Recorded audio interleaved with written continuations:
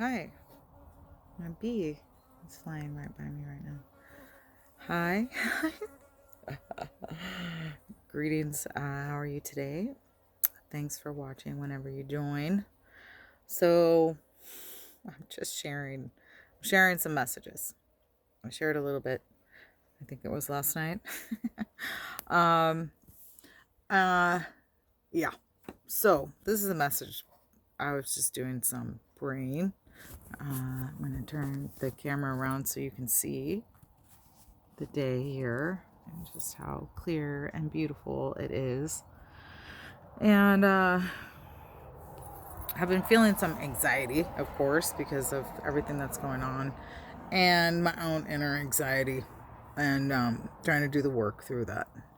And the great messages that I've been receiving are that we are to do something completely different if possible. So, what I heard is this, like, if we only knew the power of the people, like one heart has more power than an atomic zoom. And I thought that was interesting. Not boom, but zoom. Then boom. Um, I've lived forever in one body. See, like asking us to see. And I think that that's in relation to um, the 900 years. And I think Thoth and the Atlanteans lived like 500,000 years, 550,000 years, And so I think we're supposed to,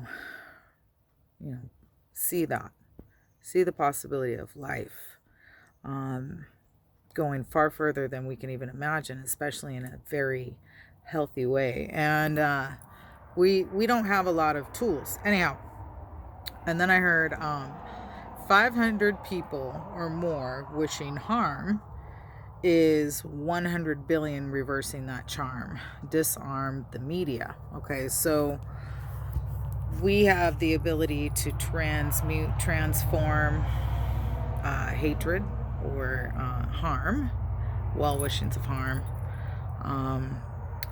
well wishings of harm, or wishings of harm, or mental. We have a lot of power, each human being, and we have a lot of mental capacity, just one person. Because I do believe this is kind of where the angel and demon came in, is you as one person in prayer.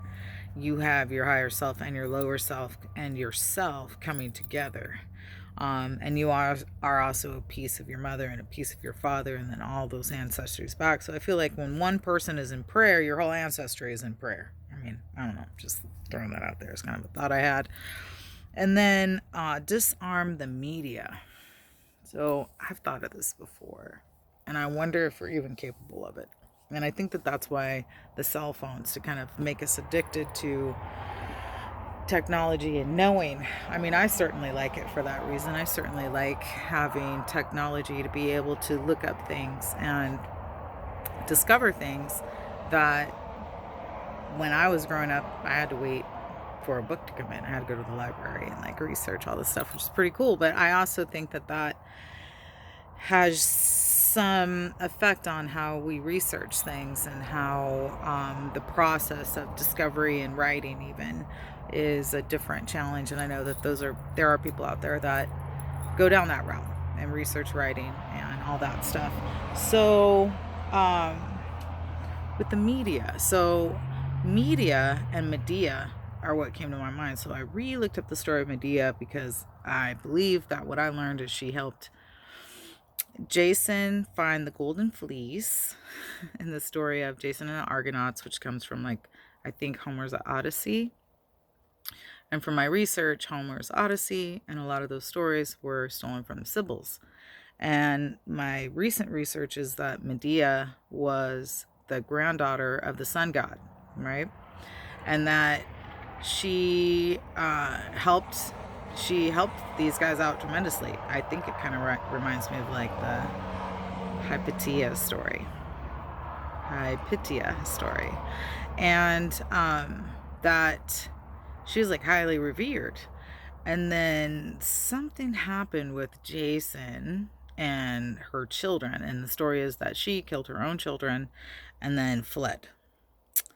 I think that's half truth. I think it falls in line with retelling stories so that we don't like ourselves as women and that men don't like women, and so we retell the story, and I think probably what happened is something different. They probably were killed some other way, and to both exonerate certain males and to kind of dismiss certain females' knowledge and power.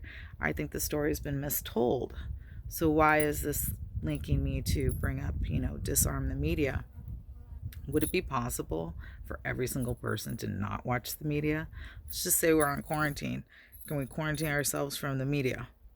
I mean, I know we do social media, but as far as like mainstream media, I think it's pretty difficult because I see stuff in everything, But it would be probably to just not look at certain things for like at least a week. I don't know, forever. I mean, I thought a long time ago, like if um, those who, how do I say this without inviting the energy? I'm gonna say those who are made an example of on TV are still on TV, right? Isn't that why Hinckley did what he did to John Lennon? You know what I'm saying? Like, I don't know. And I also think that maybe sometimes people create things so that they can continue living without having people bother them. I know that's the story with Jim Morrison. Anyhow, um, okay. So the media also, okay, both truth and what else did I say? Seer. She was a seer. And I think she was made an example of, and then the idea of influencing people through media. I mean, it's literally almost spelled the same.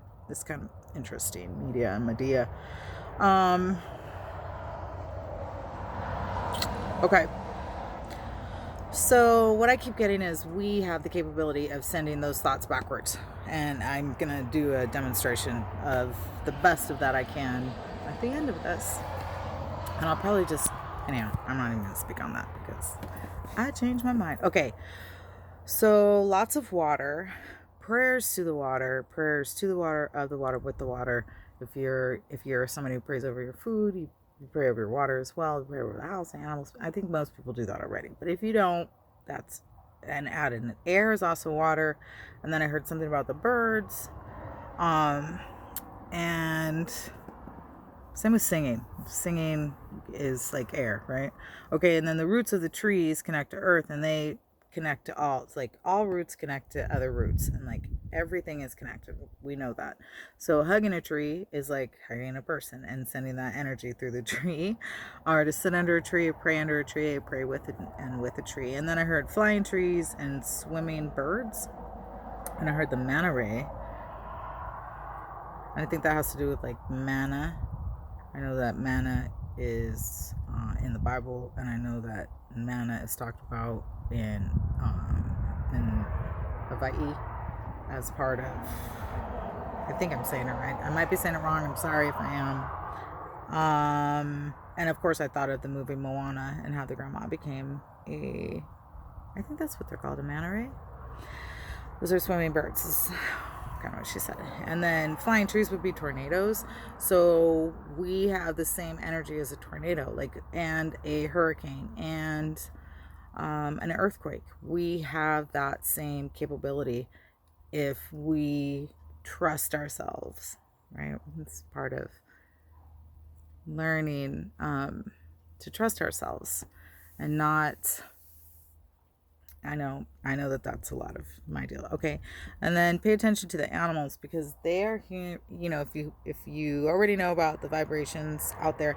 So the animals are hearing it, and I'm hearing that, I guess some teenagers are hearing it because under the age of 18, I think, or 14, kids can hear a certain sound that adults can't hear. So if you're noticing some differences in your kids, it really suggest turning off your Wi-Fi at least overnight, and or if you're into crystals, you get a lot of mica And I'm hearing mirrors right now for some reason. Stars with mirrors. Okay, I will try that out myself. Yeah, pay attention to the animals. So this morning I was taking, I call it a naked walk with my dog because I don't put a leash on him. I'm just gonna walk with him, and he's eating the grass. And while he was eating the grass, I was doing some stretching. Just so gorgeous today. And I look to the right and I see like 6 deer, and they're all like looking at me. I'm like, oh my gosh, hi. And they all kind of look at Smarty too. And I'm like, well, he doesn't even know you guys are there, so keep going. And they're like, okay. I mean, they didn't say that, but it looked like they did. And they moved up the hill, and then they got up like above him, and he's kind of walking like they're walking, but he still is way into what he's doing and not paying any attention to them. And they're so quiet, they know how to walk really quietly. So, and I think there were altogether about almost 12 of them. And they pause, and like one of the bigger ones, some say that's like the leader or the guide, pauses and is looking at me and is looking at the dog. And I'm all, he really doesn't see you. Hurry up and go. And they all moved along, and I was like, wow, that is so cool. So we're able to speak with the animals. We're able to do a lot more than, I think this is a whole, we have control over our own minds. Governmental.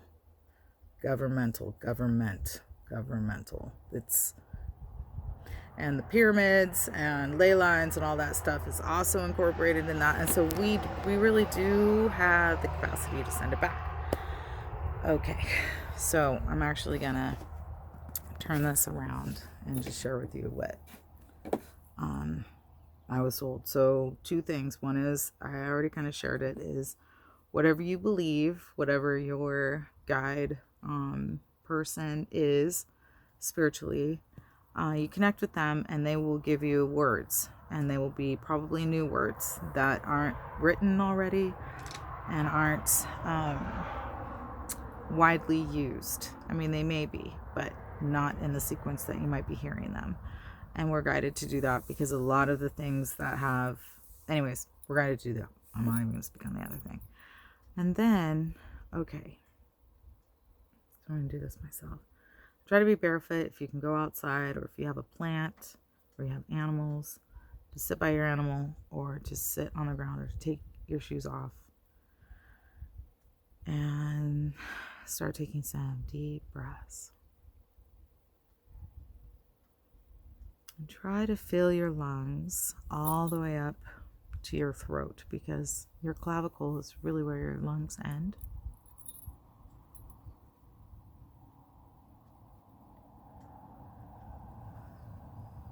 And you can do different breathing tactics, like breathing in, holding for 3 to 5 to 7 seconds, and then letting it out like through a straw. But mostly notice your breath.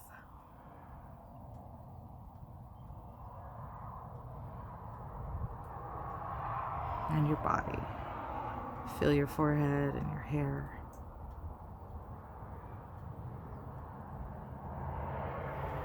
Feel the air in your room, space, wherever you're at.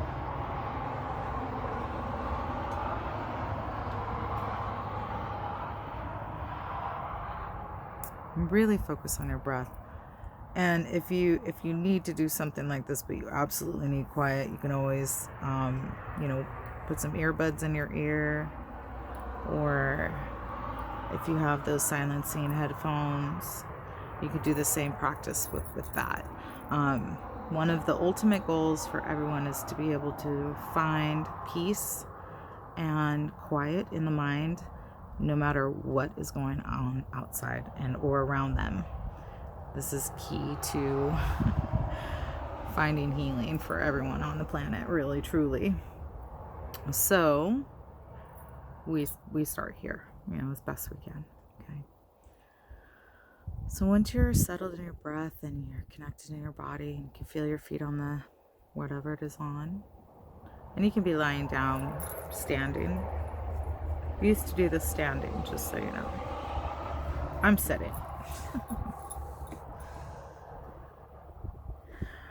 And then imagine everything that you've ever loved, that's ever made you laugh, that's ever brought in warmth, whether it be a hug, a child, an animal, a view, and smell it and taste it as best you can. A river. And just hold that, hold that, hold that, hold that. And then feel it kind of shoot out the top of your head into the cosmos, connecting to the, as we would call, above. And then shooting through the earth and connecting to the, as what we would call, below. All throughout the cosmos. And connecting to that energy that you connect with.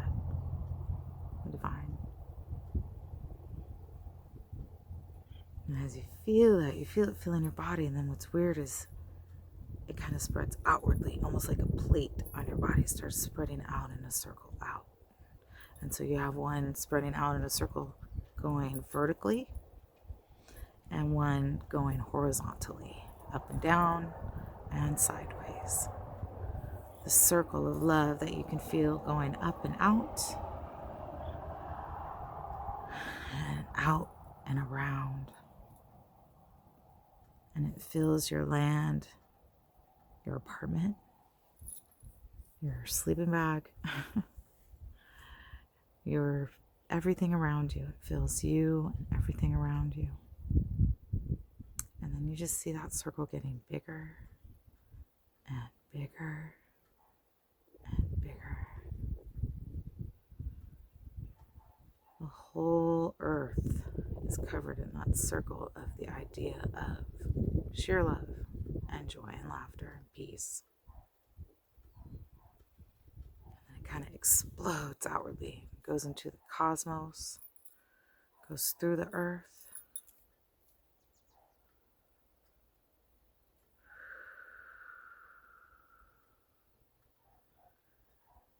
And my most perfect planet is everyone feels this, and no matter what anger or rage they might be feeling, it reverberates and it just keeps circling. So even if it comes back to me, I suddenly realize what's going on. This light force, source energy of pure love triggers inside of me, hits the spot within me, my heart space. And I stop any notion of rage or anger, and I just think,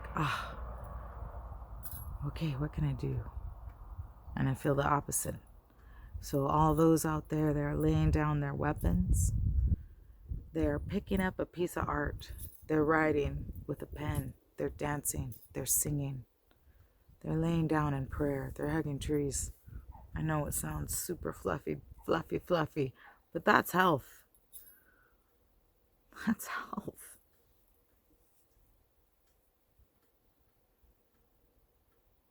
We gotta be the light, and it's so hard sometimes. But it is possible. Because the divine, or that spark of life, is always with us. That chaos of creation is always within us. And this, I'm speaking to myself. And that's why she told me to share this, basically, or to share this, and remind us that one heart, one body. Do you know this? That one person's body can generate enough electricity, energy, to power all of Manhattan Island? And I think it's for like 30 days or something like that. So